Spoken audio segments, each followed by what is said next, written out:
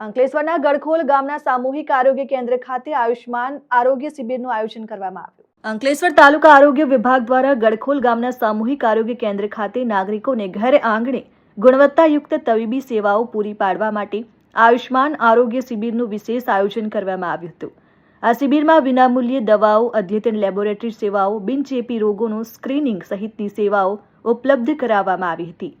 શિબિરમાં ભરૂચની મેડિકલ કોલેજના સુપર સ્પેશિયાલિટીઝ તબીબો અને આરોગ્ય વિભાગના તબીબોએ સેવા આપી વિવિધ રોગોના દર્દીઓના આરોગ્યની ચકાસણી પણ કરવામાં આવી।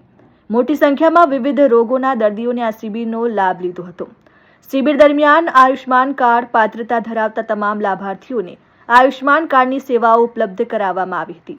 આ કાર્યક્રમમાં Lions club of Ankleshwar industries અને લાયન્સ વુમન ક્લબ દ્વારા ટીબી મુક્ત ભારત અભિયાન હેઠળ ગડખોલ સહિત આસપાસના ગામો અને શહેરી વિસ્તારના 80 જેટલા ટીબીના દર્દીઓને દર મહિને પોષણ કીટ વિતરણ અંગે તાલુકા આરોગ્ય વિભાગ સાથે MOU કરવામાં આવ્યા।